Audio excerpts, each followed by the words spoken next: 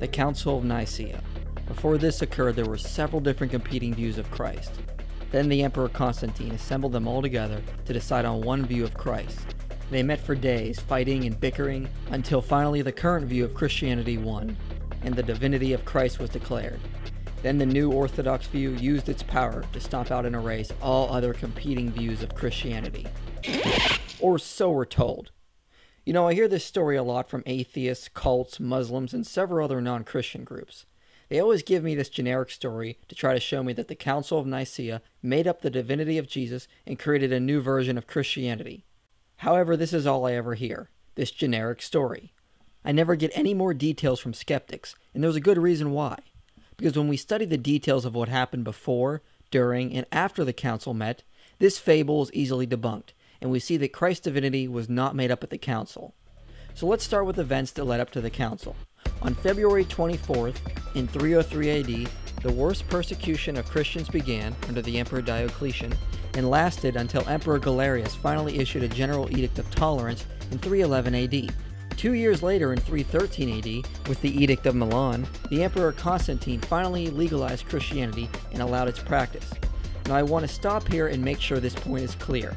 Constantine did not make Christianity the official religion of the empire. He simply commanded official tolerance of Christianity.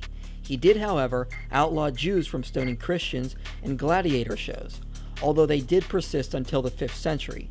It wasn't until 380 AD, under the Emperor Theodosius, that Christianity was left as the only legal religion. Shortly after Christianity was made legal, a pastor from Alexandria named Arius began preaching the idea that Jesus was not God, but a created being. He gained a following and began disputing with Alexander, the bishop of Alexandria. So in 321 AD, a local council declared Arius a heretic. However, Arius just moved to Palestine, where he gained a larger following, and over the course of the next few years, the debate became so intense that it gained the attention of Emperor Constantine. Constantine, who had just unified the empire, didn't want anything that would threaten division. He saw the debate between the Christians and Arians as a threat to the stability of the empire, so he moved to settle it. He officially called the council in 325 AD. There were no Gnostics involved, there were no Ebionites involved, or any other groups. The council was called to settle disputes between Christians and Arians only. Most other heretical views of Christianity, like Gnosticism, had mostly died out by this point, and the majority of those professing to be Christians were Orthodox Christians, so there was not a wide variety of different views at the council. Although Constantine originally invited over 1,800 bishops from across the empire, only around 300 were able to attend. Most of them were from the east, with only about a dozen representing the west. Now it should be remembered what happened to these men less than 2 decades ago. Most of them suffered through one of the greatest Christian persecutions of all time. Many of them faced brutal torture and imprisonment for their faith. So despite the modern view about the participants at the council, they were not the type of men who were fine with compromising their beliefs, especially if a few years earlier they were willing to die for them. These bishops actually assembled in Nicæa to confirm what they had already believed and deal with Arius' teachings. Now there were 3 parties at the council. The smallest was Arius and a handful of bishops that agreed with him, that the Father and Jesus were of different substance, or heterousios.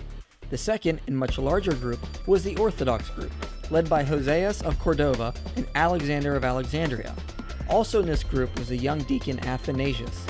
This group held the long-standing belief of the church that Jesus was fully God and had existed eternally with the Father. They said Jesus was of the same substance, or homoousios. Then there was a third group, roughly equal in size to the Orthodox group, called the Eusebian group, led by Eusebius of Caesarea. However, this group didn't differ on theology from the Orthodox view. They also believed Jesus was fully God and had existed eternally with the Father. They only differed on the use of the word homoousios.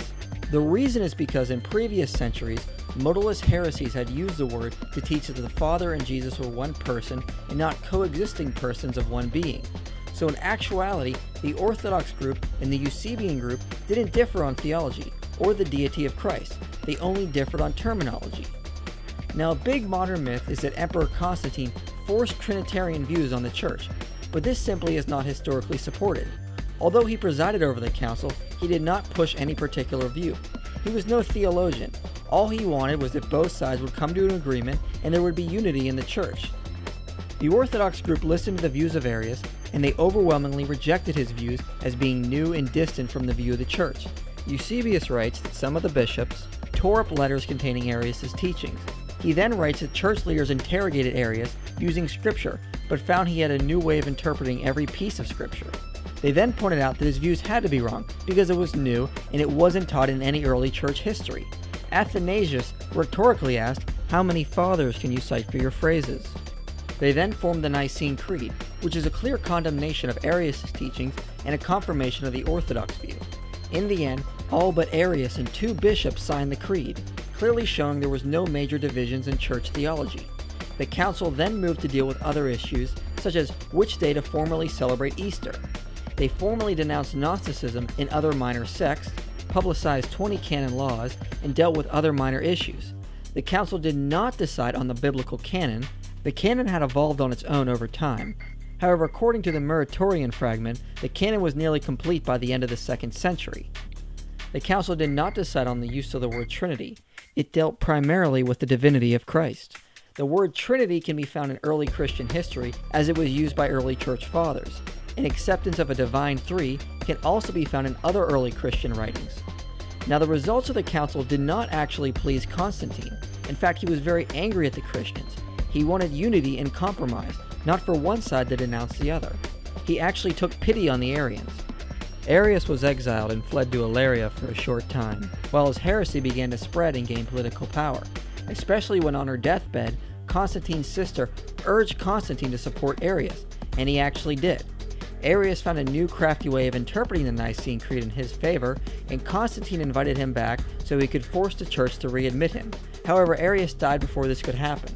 A follower of Arius, Eusebius of Nicäa, was able to sway Constantine more in favor of the Arian view. Just before his death, Eusebius of Nicäa baptized Constantine, effectively symbolizing his siding with the Arians. After Constantine's death, the Arians continued to gain more ground against the Orthodox view. The Arian bishops that Constantine had favored used their political power to fight against Christianity. Constantine was succeeded by 2 Arian emperors in the east who worked with Arian bishops in an attempt to override Nicäa and write a new creed. Although Arians were still in the minority, they were given much more political power, which they used to try to stamp out Christianity. Many Christian leaders were forced into subscribing to creeds that did not favor either side. Jerome later described this time period as when the whole world groaned and was astonished to find itself Arian. However, despite the power of the Arians, one bishop fought back almost completely by himself. Athanasius of Alexandria continued to argue from Scripture and stand against the might of the Arian heresy. Even when he was banished and removed from his position 5 times, he never swayed and stood for truth against the Arian political machine. He was a popular hero who prevented Christian theology from compromising and giving in to the Arians. So the Arians turned to gaining more political power. But just before the Arians completely consolidated their hold over the empire, they turned to internal fighting and destroyed themselves. It wasn't long before all their political power was lost, and the Christians were able to meet in 381 AD at the Council of Constantinople and reaffirm the Nicene faith. The battle between the Arians and the Christians did not end there. After the Council of Nicäa, many Arian bishops headed north and began converting the Germanic tribes to Arianism. They then eventually conquered the Western Roman Empire, and the Christians had to deal with Arianism again. However, as we can see today, Arianism died out, and Christianity is still going strong and growing. So as you can see, Christian bishops did not inherit absolute political power from the Council of Nicäa and used it to stomp out other competing sects. On the contrary, it was the Arians who gained the political power and tried to stomp out the true church. So there is no evidence the council created Christianity, the concept of the Trinity, or the divinity of Jesus, or used political power to erase other competing sects. This myth about the council is a complete fairy tale. It astonishes me how many non-Christians used the Council of Nicäa to try to claim Christianity was made up in 325 AD, when historically there is just no evidence for it.